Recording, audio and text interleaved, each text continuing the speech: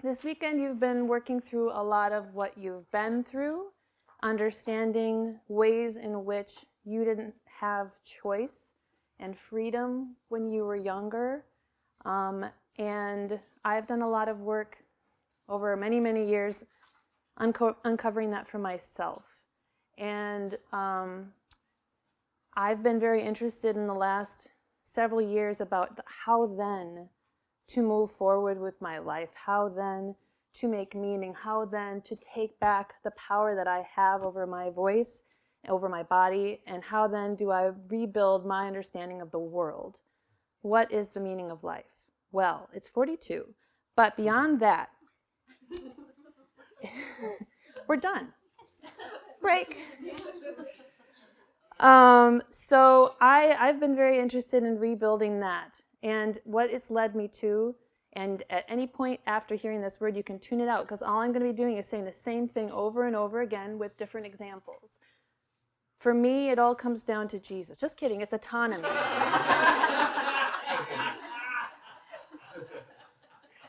Loosen it up, loosen it up. No, the word comes down to autonomy. That is my life purpose. That is my guiding light now, and I have not seen it lead me wrong. It allows for mistakes. It allows for growth. It allows for healthier connections with other people, less clinging to other people. So that's what we're going to dive into today. My slides are called Autonomy for you and me. So, as someone who is secular, I find it is very, very helpful to recalibrate and to look at the world in a secular way. For me, it really excites me to look at my body not anymore as and I know some of us still use this word, but I hope you understand what I mean by it, but I don't look at my body as a spiritual thing anymore. It is a biological thing made out of flesh like other animals have. It has bones and a skeleton and a structure very similar to other animals. I am an animal. And I'm not here to do all these great things that the Bible and the Christianity was having us do. We're just animals, and we're just figuring things out. We're really smart, really fucking smart. But basically, we've got this electrified tapioca pudding in our body that's connected to all these skeletal parts and muscles and joints, and that's what we are. And that's scary to think about, to be honest. It's a little scary, especially from where we come from. And at the same time, there's space there to be excited. That all of a sudden, all of the stakes are lowered. All of the pressure is lowered. That we're just here and we're just alive, and it's just insane that we're here at all. Big Bang happened and boom, now we're sitting in this room. It's insane. It's amazing. So I like to remember that we are great apes with anxiety. I like to remember that we are great apes who seek patterns and seek narratives. We are great apes who seek connection and society. There is no authority over us. We are all human. The only morality we have is intrinsic in our human nature. We didn't need religion for that. It's who we are. It's how we evolved. We are alive. We are free. We are autonomous. I am, and all of you are. That second part is also really important because it's really fun to be like, yes, I'm autonomous. Boom, boom, kapow, kapow. But so is everyone else. And that is an essential part of what I'm going to go over. So I am autonomous, and so are you.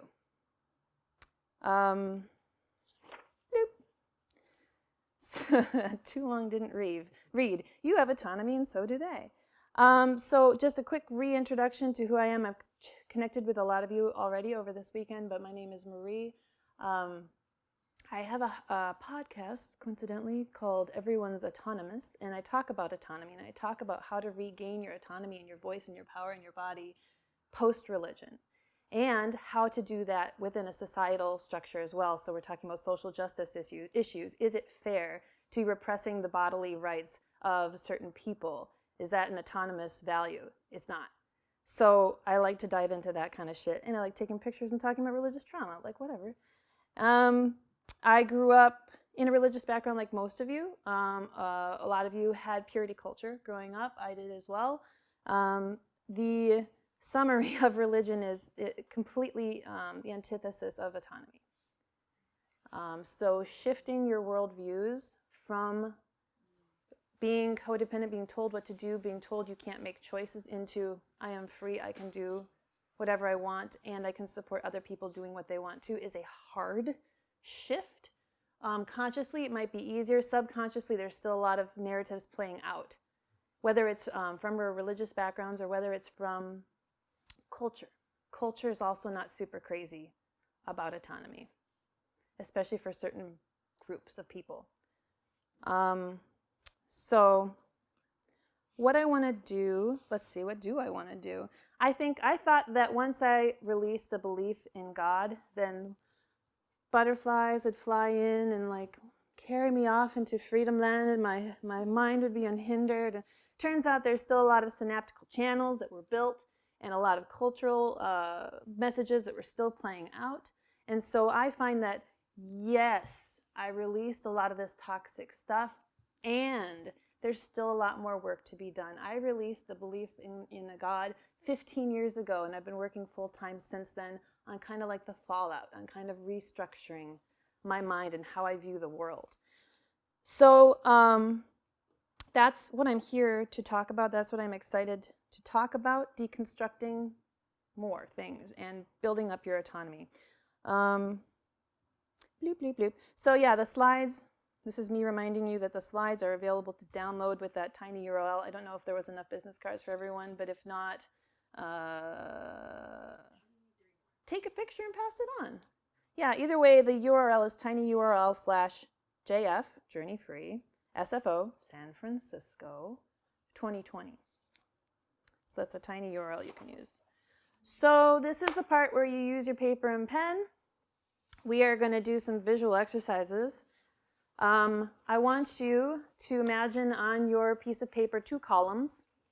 You don't need like a ton of space. This isn't like a huge exercise. This is just a visual to get it in front of you. But on the left column, on the very top, I want you to build a stick figure house. Just 2 parallel lines, vertical, slanty roof. That's on the left side of your column on the top. That should take you 5 seconds. Now, on the top of your right column, I want you to build that same house again. 2 vertical lines, slanty roof. So you should have 2 houses right next to each other.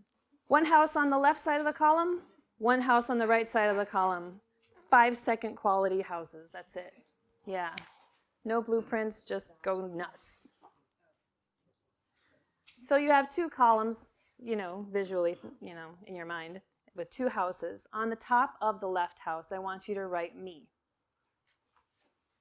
And I want you to draw a 5-second stick figure person inside of your house. You are drawing a stick figure inside of the house, and the words me is on top, or whatever. It's around the house. Yes, we're labeling the fucking house, is what's happening right now. You've labeled it. You've drawn a person inside of it. On the house on the right, you are drawing another person inside of that house. On top of that house, you're writing the 2 words, everyone else. If you like swearing, write every fucking one else, or everyone fucking else, every fucking one else.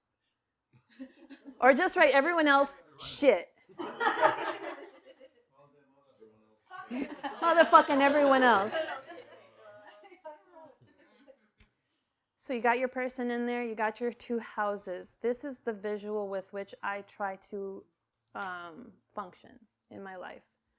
That house on the left is you. That house on the left represents all of the things that belong to you, autonomously speaking.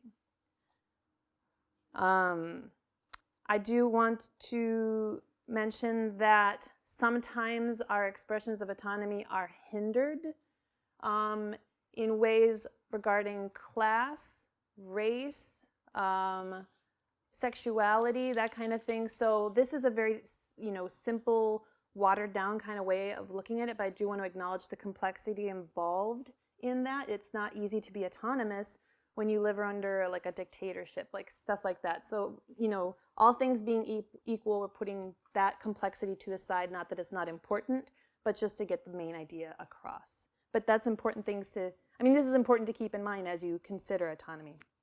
Why don't other people have full autonomy sometimes? And there's some huge issues in culture that are contributing to that we should be concerned about.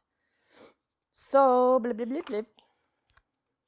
This is such a good video. All right. So, autonomy. I'm gonna talk about that just real quick. Autonomy is what Webster's dictionary defines. Nobody laughed. Okay.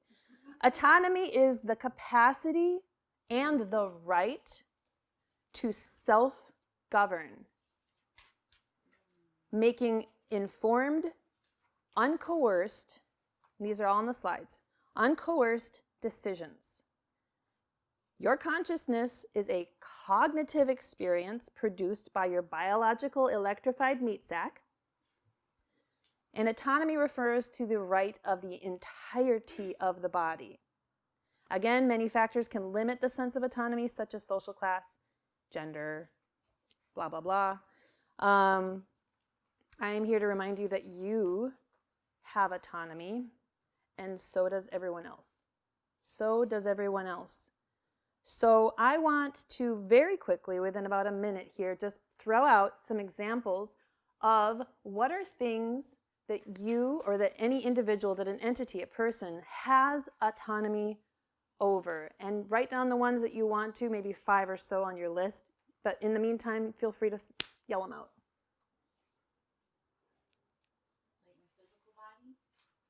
Everything. Yeah, your physical body. You have autonomy over your physical body, whether you want to be touched or not, whether you want to be in a certain space or not, whether you want to stand, where you want to sit, how you want to move. Beliefs. Your beliefs, you have autonomy over your beliefs, your thoughts, your convictions, your values. Career choices. Career choices, yes. So your choices in your career, yep. Life decisions, yep. Choices, decisions. Yes, you have autonomy and ownership over your emotional reactions. Yes, that's totally correct. So write down a few of those. Go ahead. You have autonomy over your time. You have autonomy over your attention. You have autonomy over your attention. You do not owe anyone your time. You do not owe anyone your body. You do not owe anyone your attention. You do not owe anyone a touch. You do not owe anyone a hug or a kiss.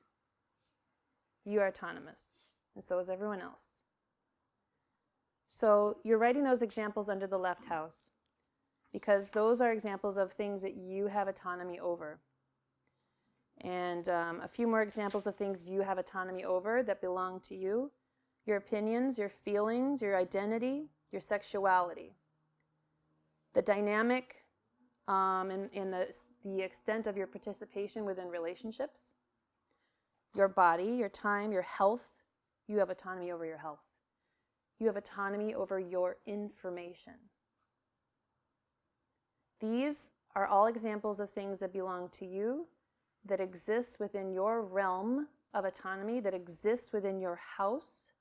These are things that belong to you and to no one else. People will try to take it, they have. They have taken it before. That was not ethical. Now, the less exciting part, everyone else. Everyone else has autonomy too. So, on the right side, whatever you wrote on the left side, so long as it doesn't take you more than 30 seconds, copy it over to the right side. Everything that you had autonomy over, so does everyone else.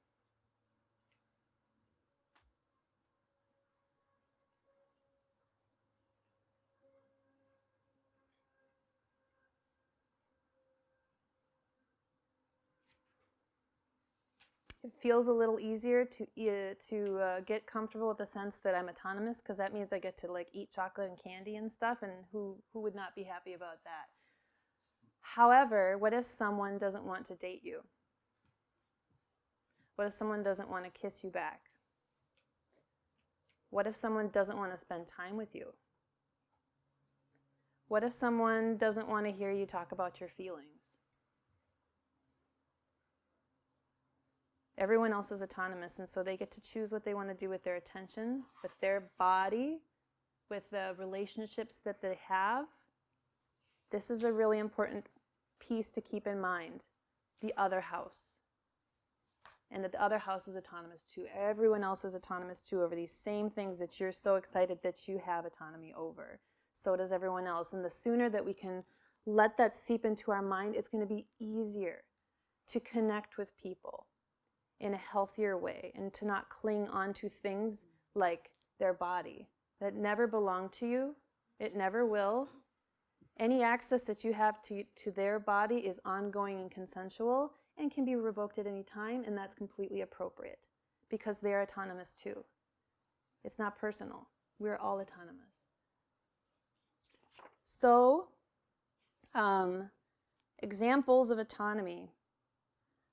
Just, in the next 2 minutes, if anyone is thinking about a particular area of autonomy, or maybe we kind of already hit on this, we'll see how this goes, but an example of autonomy that you feel really passionate about yourself. So for me, an example of my autonomy that I feel really passionate, I have all of them, but I like using my autonomy to hit things. I like boxing. I like feeling how strong I am.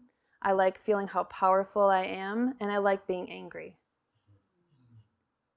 If anyone else would like to contribute a thought for a couple of minutes here about an area of autonomy that you're excited about that you have, or that you want to lean into more. I love using cuss words. Yeah, fucking yeah! I've noticed that's been a thing that has come out a lot lately, and it feels really good. Right. Yeah. Anyone else? Sort of time. I guess the need to withdraw and process on my own. Fuck yeah, also. Mm-hmm. Mine has more to do with everyone else, every fucking one else. This actually came to me a couple of months ago, but I couldn't process it and didn't know how to process it at the time. So I really appreciate you bringing this up. What came to me a couple of months ago was that I left the JWs because I wanted to believe as I wanted to believe, autonomy. I wanted my own, like you said, capacity to write, to govern ourselves. But I keep thinking that I need to save my family from the cult. And in doing so, I'm just frustrating myself. Yeah. It's not working. Right. But secondly, I'm not giving them what I expect them to give me. Yeah. I want them to respect my choice to leave, but I'm not respecting their choice to stay. That's right. That's a good example of how to respect the autonomy of other people and maybe problematic areas that maybe as former religious people that we might feel, that we might want to save those people, especially as we feel this freedom on this end of things. That's a really good example. So I'll ease into now, okay, great. We're all autonomous. We're going to shift into a metaphor of boats now. So I'm the captain now, right? Like we're all on our own boats and we are absolutely in control. We have the entire ocean. And the ocean is, well, not filled, not literally filled, but there's a lot of other boats out there with a lot of other people. They are the captain. I don't know how they pull off running a boat by themselves, but they do. They are running this ship by themselves. They are autonomous. They own these ships. You own your ship. Now, how the fuck do you get two people on two different boats who are completely autonomous to work together on anything? Let alone like have sex. Like how is this going to work if we're entirely autonomous and we just sink into that? How do we then handle this interpersonal dynamic with other people who are fully autonomous? How do we not own their feelings? How do we assert what we want? And if there's a conflict, how do you negotiate that? How do you set boundaries? How do these ships engage with each other? So that's a complexity. So there was the autonomous, we're establishing the autonomous, and now these are a couple examples of how the dynamic then works to continue to be in control of your space and hopefully have other people share that space and make those connections without you feeling like you're giving up your autonomy or compromising on yourself. So, I did say the captain thing. Thank you, Marie's notes. That was the important part. So now, boundaries. And there's a lot of information about this on the slide. So again, if this is appealing to you, definitely check out the slides because I'm not going to go over everything. Boundaries is one of the examples of how to manage that interpersonal dynamic between, and we're just using one-on-one right now as an example, but there's group dynamics as well for autonomy. But boundaries are one way to manage that back and forth of maintaining the integrity of the autonomy of all people involved, of yourself, I touched the mic, and of everyone else. So what the fuck are boundaries? Well, they are fucking here's what we're doing, right? So the house on the top left column.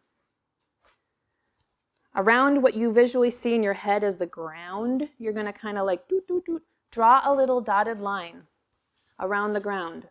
So it's like if you were to imagine like a moat being around a castle, that's kind of what I'm visualizing. It's a little halo, but on the ground. But it's a dotted line.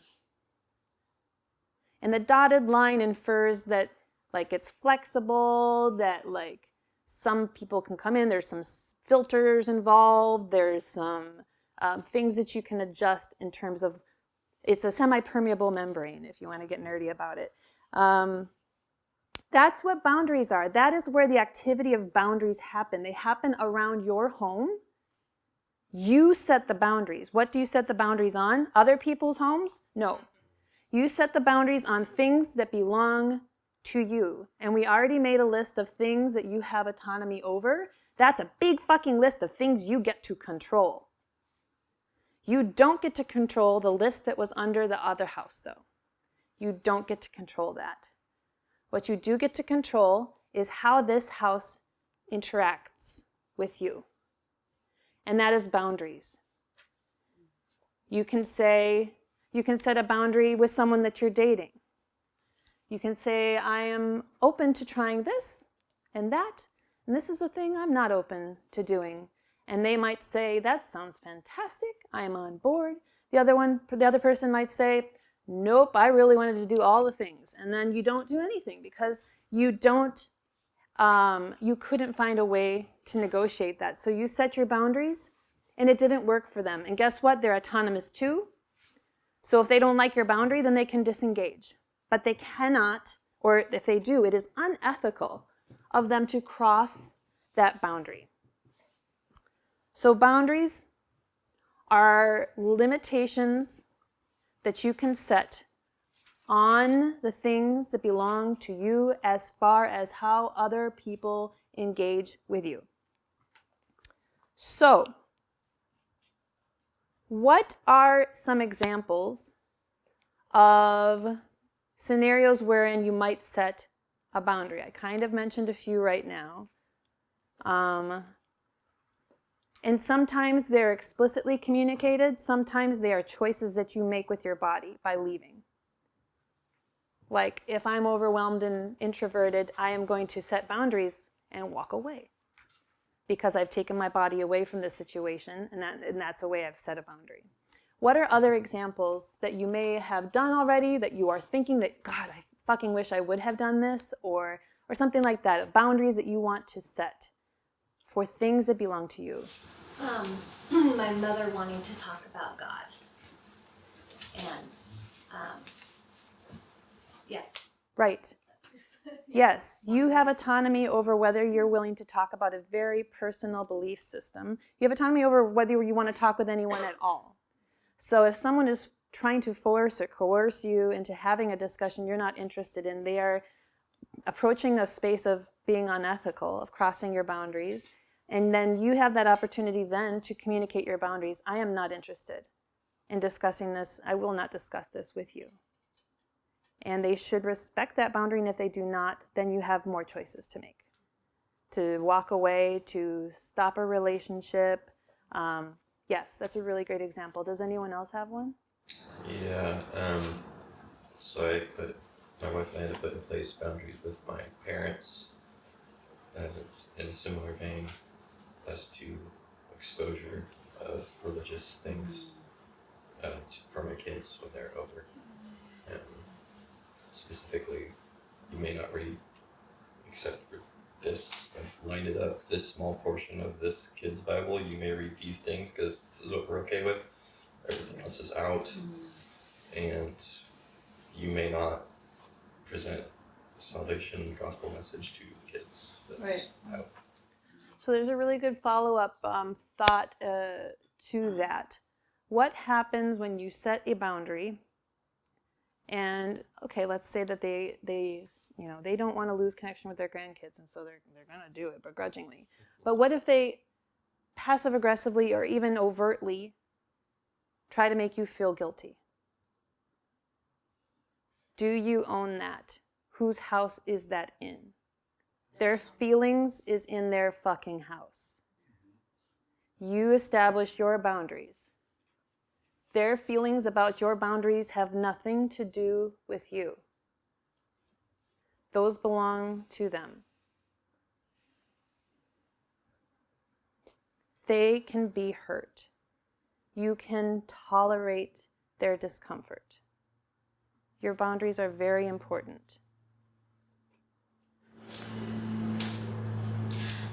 Can I ask, because I guess I still want to care about how other people feel. Sure.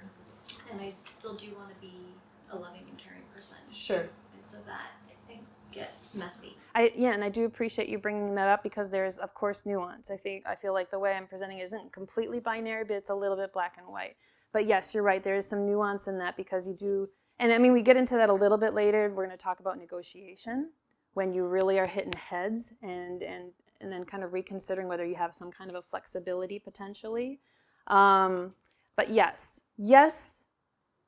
it's real, again, autonomy. It's up to you to decide how embedded are you into this concept, this particular boundary that you have. Are you willing to flex a little bit because you care about someone else? And yes, it can get messy and you want to make sure not to flex too much because then it becomes a little bit codependent where you're compromising yourself for other people's feelings. So that's a nuanced space that each person needs to navigate themselves and determine inside themselves what is motivating them to give that space and if it feels safe to them. And it's an iterative process. You can set a boundary and if it still feels, oh, gross, you can adjust. That's the thing about boundaries. They're not purity rings. You can keep changing them. You can keep adjusting them. You can keep, you can revoke consent at any time. At any fucking time. You can change the game at any fucking time. You are autonomous. So yes, thank you for that. There is a lot of nuance involved in that for sure. I would love to hear if you guys can think of examples or specific examples or generic ideas of situations wherein maybe a boundary was set, but it was actually an exertion of control. Because sometimes when we talk about boundaries, we'll set it like, okay, all right, I'm going to give you an example. Ethical non-monogamy. Sometimes a partner will set a boundary on someone else and be like, you don't get to have sex with women, just men. Is that setting a boundary? No. It is a demand, yes. The way that I phrased it. I think it depends on the agreement between those two people initially. So True. if it's non-hierarchical non-monogamy, then that shouldn't be a demand. That's okay. And Right. If it is, then we have to negotiate. But down to the main factors. Can one person in this house tell that person who and who they cannot have physical relationships with? They cannot. What you're talking about is, what we're going to talk about again later, negotiation, where maybe they do agree to that. Maybe they do. But then that's, again, that word agreement. But there's no, I'm setting boundaries on your body. That is not a flow. That does not work. But yes, you can have agreements of any kind. As long as everyone is fully autonomous. It might look restrictive from the outside, but if all participants say it works for them, then it works for them. So that's autonomy. We should probably keep going. So now I want to briefly talk about the actual practical part of how to set boundaries. There's a lot of theory in this, like, oh yeah, setting boundaries, yeah. But how does that look? What words come out of your face hole when you are setting boundaries? How do you say it? How do you say it in a respectful way? How do you say it in a way that keeps those houses in mind? How do you frame it so that you're not asking someone else, or you're not telling someone else to do something with their body that you don't have the right to have them do? Like, why don't you spend more time with me? You should be hanging out with me more. You should be doing this. Like, those are semantically, grammatically, those are phrased in a way that infers this person doesn't have autonomy. So you mean, how can you word it in a way that, like, how can you communicate it more effectively? Yes, language is important. Language is so important in framing and understanding the world and communicating with other people and negotiating autonomy and boundaries and connections. Language is so important. Think about how you're saying these things to people. How are you framing it? What does it sound like? So one thing I like to, and I've used this for many, many years. I was in an eating disorder clinic many years ago, 10 years ago, and we did a lot of dialectical behavioral therapy. And there was a really good interpersonal skill in there from Marsha Linehan, who developed the dialectical behavioral therapy approach. And I just want to quickly go over it. Again, they're in the slides. It's on the internet. Google it. And but it's an acronym, and it's just Dear Man. I'm not going to get into the man part because I don't want to. It takes too much time. But the dear part is really, really important. I'm going to just go through it really quickly. It's a skill that you can look into later, and there's a ton of resources on it. I'm not going to spend too much time. But the acronym DEAR is a way to help approach conversations around boundaries, or really any kind of conversation that you're trying to talk to someone. Emotionally loaded conversations, you're talking about how you feel hurt or whatever. All right, if you want to write this down, it's DEAR, right? D-E-A-R. D, describe. Inherent in the word describe is completely factual, descriptive, simple. You're not saying, you were an asshole and you told me that Like, literally describe the situation as much of as a third party as possible. We're not evoking any emotions yet. We're not asking for anything yet. We are not attacking. Describe. Factual.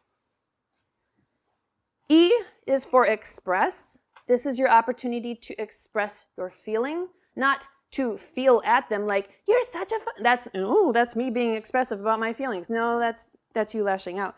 Express is where you articulate how you feel. You express, I feel hurt. I feel sad. I feel whatever. Obviously, they're I statements. So how I feel.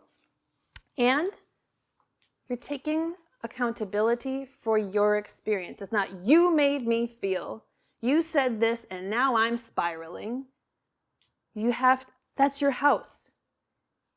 Your feelings are in your house. So when you talk to someone and you're expressing your emotions, keep in mind that you need to own your house. You need to talk about your house from your point of view. And they didn't make you feel anyway. So make sure to speak with I statements and talk about what you're feeling. A is for assert. This is your opportunity to ask for what you need, what you're trying to get out of this conversation. And usually maybe this is a point where you're setting a boundary. Maybe you're asking for what you need. Maybe you are saying no to something.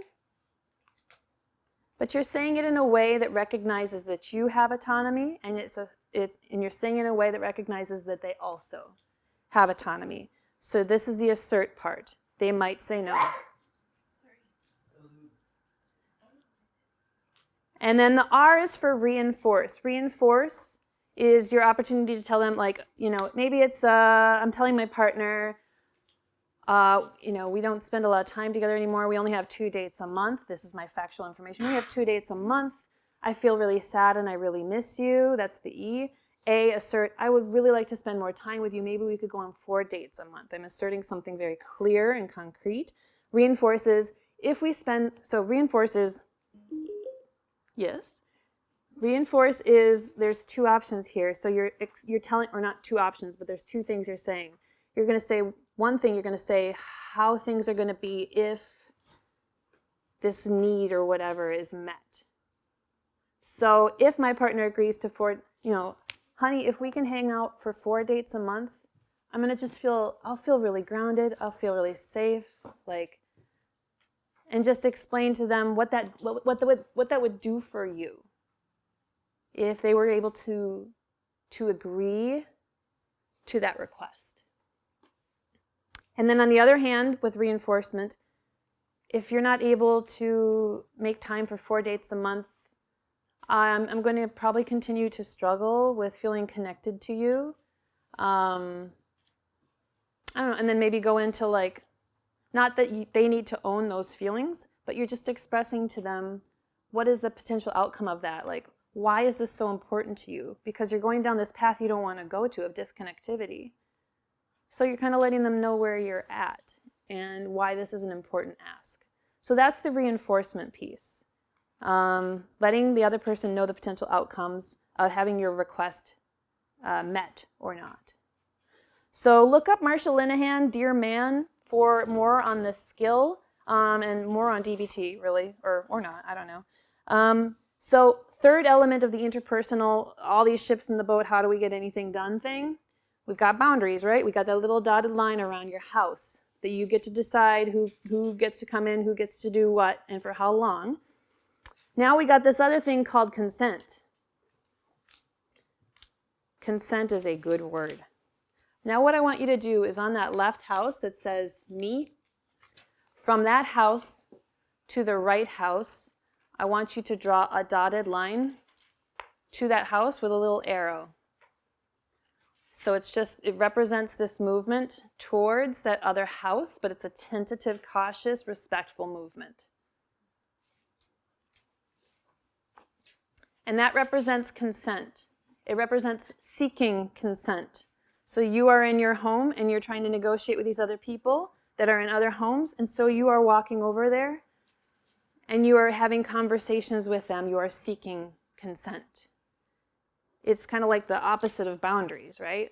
So boundaries is establishing your space here, and then consent is seeking to know what are their boundaries. What I don't know what your boundaries are. Can you tell me what this looks like if I was interested in this or the other thing? So that's consent. That's seeking consent. And when you seek consent, it's really, and this is where we're getting into the everyone else's autonomous thing, it's important to remember when you deal with people, what areas do they have autonomy over? We said the body. So it's kind of like what Marlene mentioned earlier about in this retreat, seeking consent for hugs and touches. Because not everybody has the same boundary around their home with that. So we've got to start on the conservative side of things, because if we are autonomous and we want to be treated as autonomous, we need to treat other people autonomous as well. Not everyone else wants to be hugged just because we're a hugger. And so teaching yourself to proactively watch for those areas of consent in other people creates a safe space for them. Not going up to your local person of color and being like, hey, racism, and then going into a thing about that is not respectful of the autonomy space of a person of color who's Jesus Christ, how do you even get into that? But that's so much shit right there, and then you're just jumping in. There was no tiptoe to the house. It was just slam, open the window, I'm in here now, and they're like, Jesus Christ, you know what we've been through. And so seeking consent, keeping in mind sexual identities. When people find out that I'm ethically non-monogamous, they're going to ask, how many people have I fucked? I have told them nothing other than that. And they just jump in right away and are completely invasive and assume that I'm completely okay talking about any and all numbers of sexual partners, and they get really invasive. That's uncomfortable. I don't like that. I feel like my boundaries are crossed. So sexuality, identity, when people get into your shit about religious trauma, when your family crosses lines and tries to talk to you about religion, And you're like, bitch, I'm holding so much trauma here. Stop crossing this line. So, but we need to do the same thing for other people as well. So keep in mind these different spaces, the information, not presuming that people should be giving you information about themselves. If you want to know information, there's nothing wrong with asking, but asking in a way that supports the view that they have consent, that they have autonomy. Yeah, what's up? So this is great. This is making a lot of sense. I'm curious, what would be like an example of how you would approach somebody appropriately to, like, I guess, seek their boundaries there? Because it's like the whole hugging thing. I am an oversharer. Like, when I open up to somebody, I can open up to any random person and I will share all my life details. I don't care. Like, and so I tend to approach people the same way. Mm-hmm. Like, I'm not afraid to ask personal questions and stuff, but it's not like, I'm not doing it expectantly. If they, like, express that they're uncomfortable, that, oh, I'm sorry, like, no worries, you know. Right. But, I feel like I can stand to learn a more effective and appropriate way to ask somebody what they're comfortable sharing. Right. Right. So yeah, I hear a couple of things in there about how maybe if we're very open people, it's we anticipate that other people would feel comfortable declining to provide information. Like, oh, I'll ask something, but if you don't want to tell me, that's totally cool, but that's not explicitly said. It's just like, hey, what's your sex life like? And inside you're like, well, if they don't want to answer this, they'll just tell me.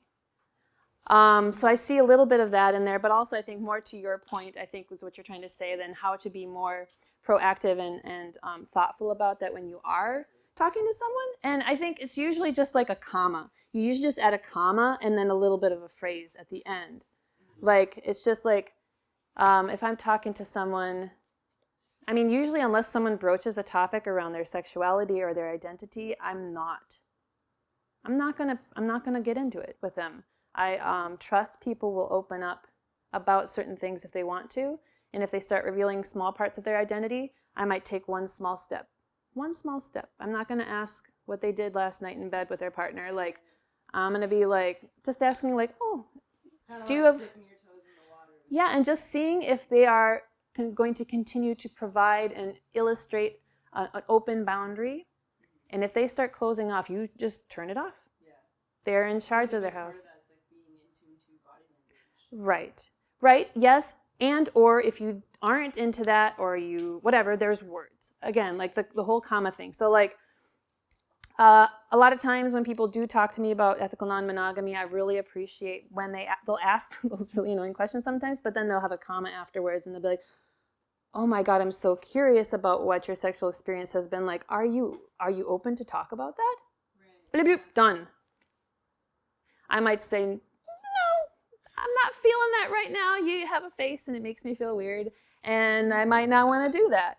And but other people, I'll feel safe and I'll start disclosing some things. And as long as I'm treated with respect and words that are coming out of their mouth illustrate that they know that I don't owe them any information at all, and that they're completely in a state of understanding that anything that I offer is completely voluntary and may be revoked at any time.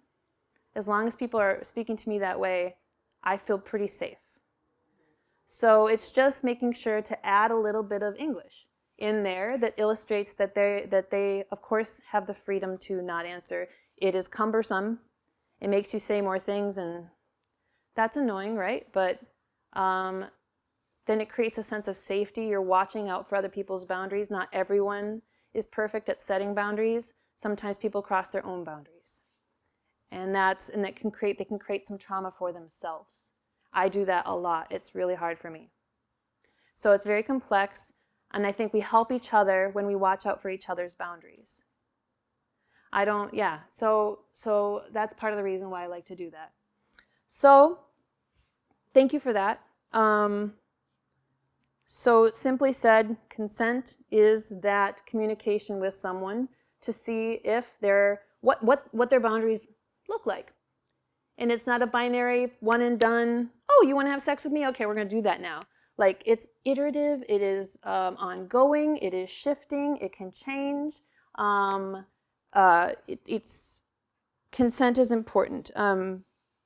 So that is something I want you to keep in mind as you're trying to date people. They don't want to date you anymore. They don't want a second date. They're not texting you back. They don't want to hug you. They don't want to have sex with you. They don't want to get married to you. They don't want to have kids with you. They don't want to spend time with you. They don't want to talk to you.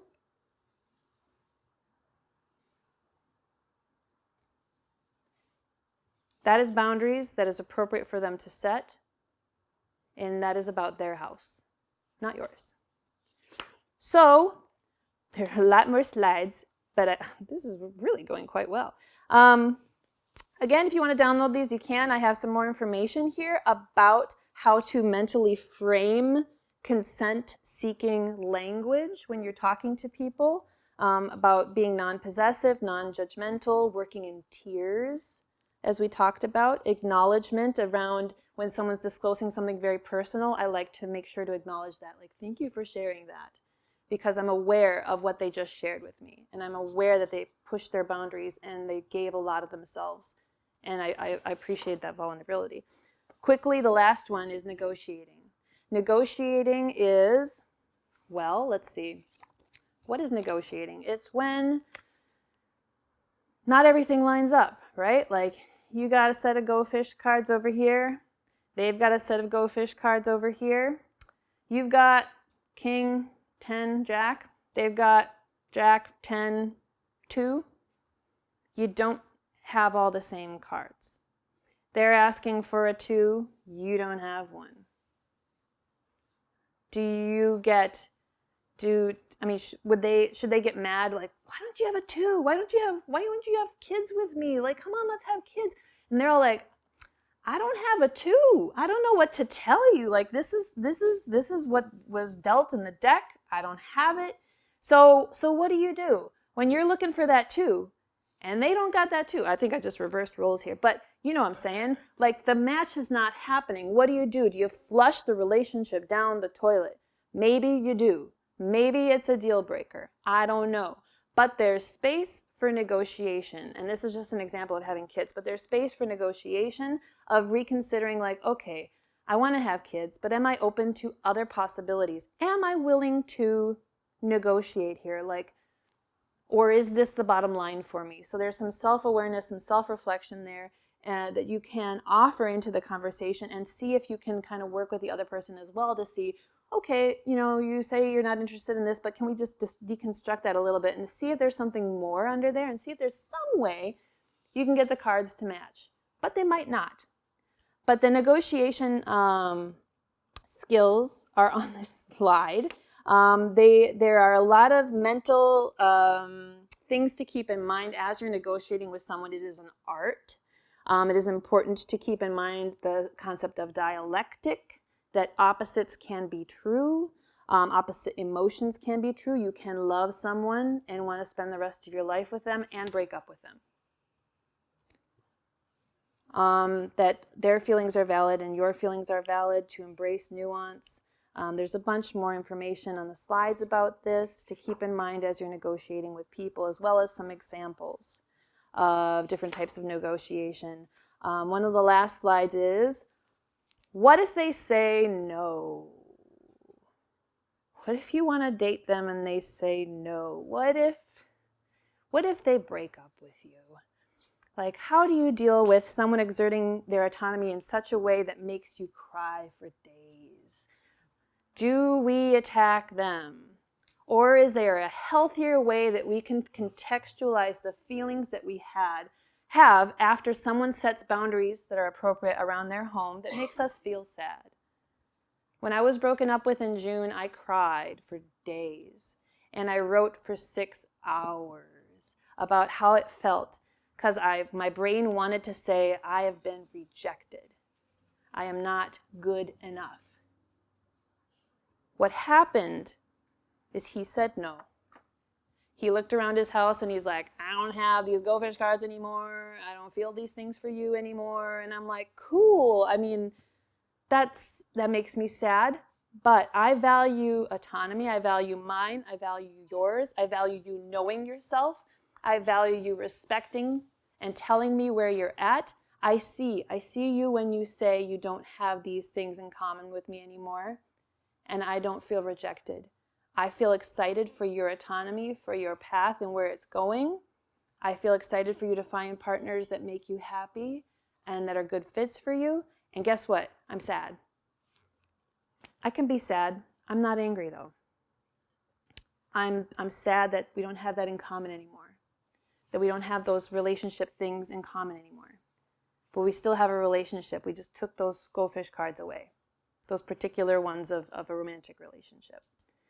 So when you can change rejection into respecting the autonomy of another person and having the opportunity to feel your feelings about how that makes you feel, knowing that they had the right to make that choice for themselves, and owning that you're sad, that you're disappointed, that you had visions and hopes for what this relationship might be, that you wanted it to last longer, you can feel sad. Just as you are okay letting your family feel disappointed and frustrated with you, that you won't let them talk about religion to your kids, and you can tolerate them feeling uncomfortable and disappointed and frustrated, you can feel that too. And that's a skill to build up tolerance for handling distress, emotional distress. And you guys are building those skills with a lot of the body work that you're doing, a lot of the journaling, a lot of the breathing and stuff. So that's what you do if you say no. And then there's a bunch more slides, bloop, bloop, bloop. And now you're autonomous. Thank you for sharing this space with me. I acknowledge your boundaries. Thank you. Thank you so much.